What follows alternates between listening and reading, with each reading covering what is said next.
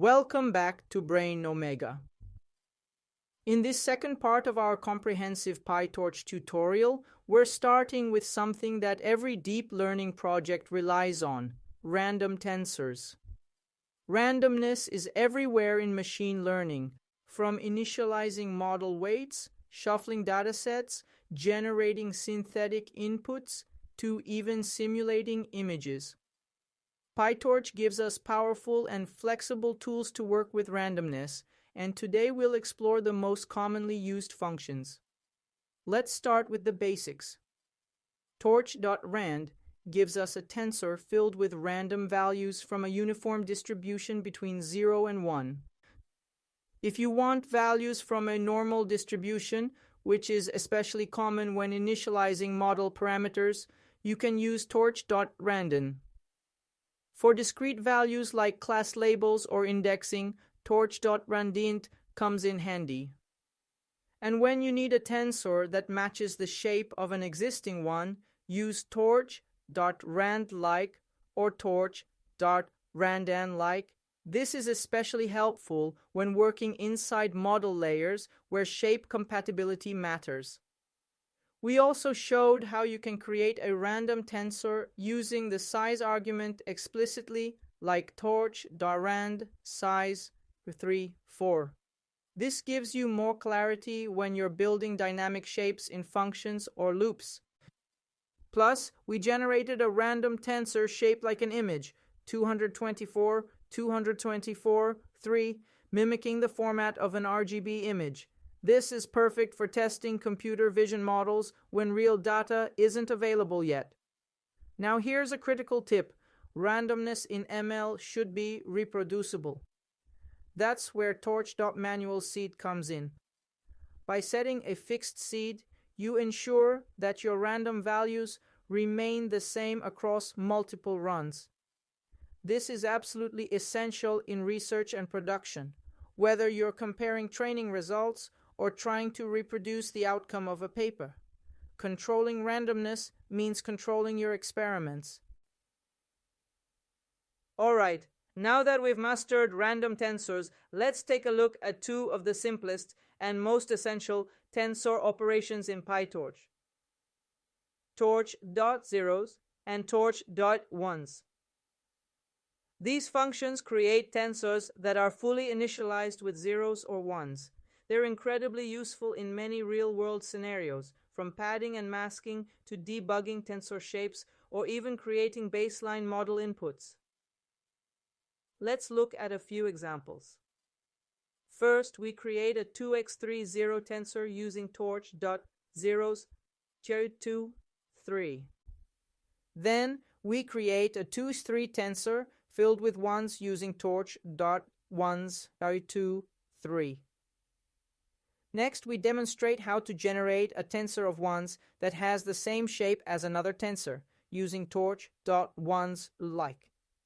This is great when you need to preserve shape compatibility in your model's computation graph.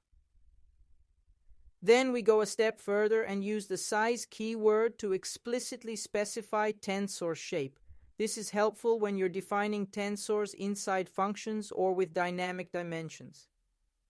Torch.zeros size 3, 4 creates a 3x4 zero-filled tensor.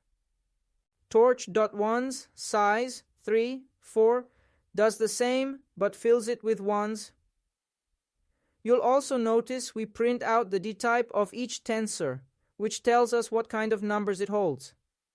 This can be important when matching tensors during arithmetic operations or neural network layers.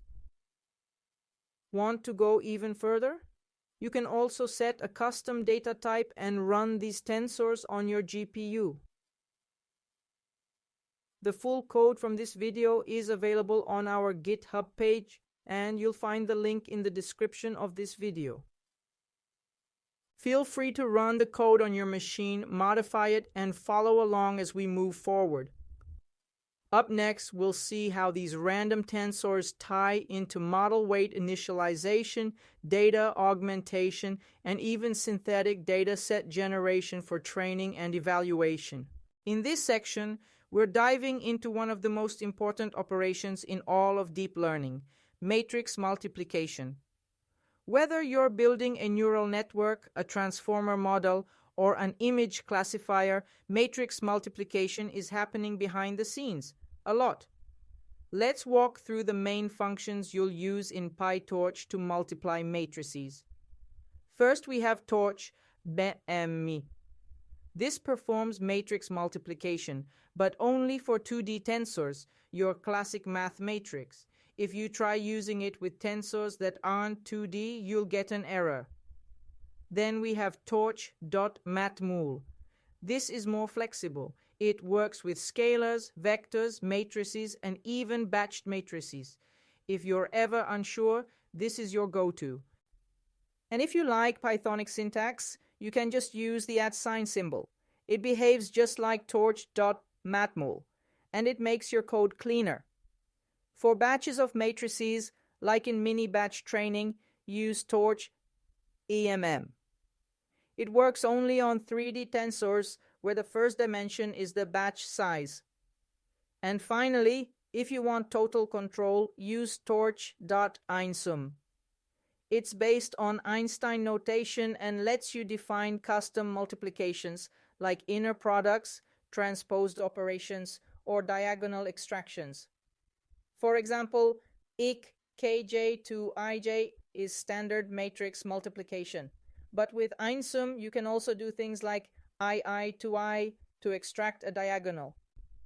These tools give you complete control over how you compute, and understanding them is critical for building advanced models. We'll also look at element-wise operations, shape errors, and how not to do it with for loops. Let's start with something that often confuses beginners. When you write tensor * tensor, you're not doing matrix multiplication. You're doing element-wise multiplication. That means PyTorch will multiply each element of one tensor with the element in the same position of the other tensor. For actual matrix multiplication, you should use torch.matmul tensoren tensor2 or the shorthand tensoren @ tensor2. So, while the @ symbol is clean and Pythonic, it's not always ideal for beginners because it can hide what's really going on under the hood. Stick to torch.matmul when you're learning. Now, here's a common pitfall. Your tensors need to be shaped correctly. For matrix multiplication to work, the number of columns in the first matrix must match the number of rows in the second. For example, trying to multiply a 3x2 matrix with another 3x2 matrix will throw a shape mismatch error. Always check your tensor shapes before multiplying. And here's a big one. Never implement matrix multiplication manually using for loops in Python. It's slow and inefficient. PyTorch already uses optimized C++ and CUDA backends under the hood. We'll show this with a timing comparison using %% time. The PyTorch version finishes instantly, while the loop-based one takes much longer. Your go-to place for mastering deep learning step by step. In this part of the tutorial, we're diving into something that comes up in almost every PyTorch project: reduction operations. This code demonstrates how to perform essential reduction operations on a PyTorch tensor, including calculating the minimum, maximum, mean, and sum, along with a more advanced example using dimension-wise reduction. It starts by generating a 3-4 tensor filled with random floating point values between 0 and 1 using torch.rand.3-4. This 2D tensor acts like a small data batch or matrix. The script then applies torch.min tensor and torch.max tensor to find the smallest and largest values in the entire tensor, respectively, useful for understanding data ranges or identifying outliers. Next, torch.mean tensor calculates the average of all elements in the tensor, providing a single scalar summary. Similarly, torch.sum tensor computes the total sum of all elements. Both are commonly used in training loops for aggregating loss values, gradients, or accuracy measures. The final line, torch.mean tensor dimba1, showcases a powerful technique. reducing across a specific dimension. In this case, it computes the mean across each row, returning a 1D tensor with one mean value per row. This is especially useful when working with batches of data, where you might want to compute statistics for each item in the batch separately. Altogether, this example highlights how PyTorch allows you to easily extract key insights from tensors, whether globally or across dimensions, using highly optimized operations. We are going to explore one of the most fundamental aspects of working with tensors in PyTorch: how to reshape and manipulate tensor dimensions.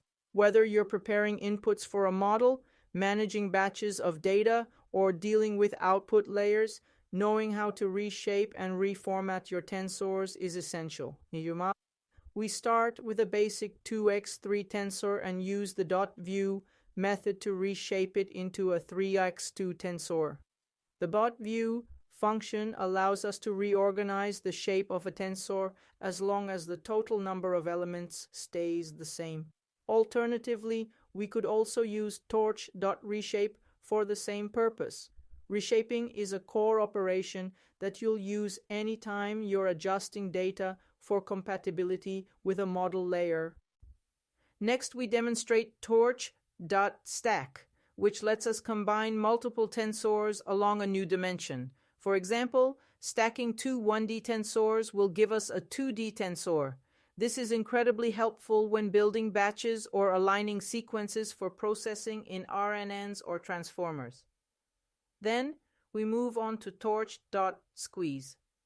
This function removes any dimensions of size 1. It's especially useful when you have tensors that come from data loaders or inference steps, where extra singleton dimensions often appear. By squeezing a tensor with shape 1, 3, 1, 5, we reduce it down to a cleaner 3, 5 shape. Now, the inverse of squeeze is torch unsqueeze, which adds a new dimension of size 1 wherever we need it. This is particularly useful when a model expects a batch dimension and you're feeding in a single sample. For instance, converting a 1D tensor with shape 3 into 1, 3 makes it compatible with batch-based operations. Finally, we look at torch.permute, which lets us rearrange the order of dimensions. Unlike reshape, permute doesn't change the data layout, just how dimensions are ordered. This is very common when switching between formats like NCHW and NHWC in image processing or adjusting tensor shapes for attention layers. Together, these operations form the backbone of tensor manipulation in PyTorch. You'll use them in almost every serious project, from data pre-processing to output formatting. We're diving into a skill you'll use constantly in PyTorch: indexing and selecting data from tensors. Whether you're feeding inputs into a model, slicing batches, or extracting specific outputs, understanding how to access parts of a tensor is absolutely essential. We begin with a simple 3x3 tensor filled with values ranging from 10 to 90. PyTorch allows you to access any individual element by specifying its row and column. For example, if you say row 1, column 2, you'll get the value sitting in the second row and the third column. That's index 1, 2 in code. You can also select an entire row, for instance, getting the first row by using just index 0. To access a full column, like the second column, we use the colon symbol to mean all rows, followed by the index for that column, in this case 1. We also demonstrate slicing, for example saying rows 0 to 1, columns 1 to 2 gives you a small subtensor taken from the top right portion. This is very useful when working with mini batches or cropping parts of your data. Now here's something even cooler. PyTorch supports what's called fancy indexing. That means you can pass in lists of positions, like choosing the item from row 0 in column 1 and another from row 2 and column 2, all in a single operation. Finally, we show one of the most powerful features in PyTorch: boolean masking. Suppose you want to filter the tensor and keep only the values greater than 50. PyTorch will first create a mask, a grid of true and false, where each true indicates that the condition is met. Then, when you apply that mask back to the tensor, it returns only the values where the condition holds. This is super useful for filtering predictions, loss values, or feature maps. These indexing techniques, from basic slicing to fancy indexing and boolean masking, are crucial building blocks of real-world machine learning in PyTorch. You'll see them again and again when working with data loaders, batches, attention heads, and more.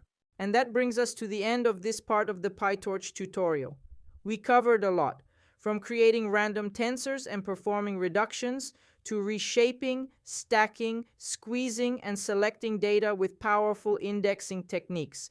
These are the core building blocks you'll use in nearly every deep learning project, so take the time to practice and get comfortable with them.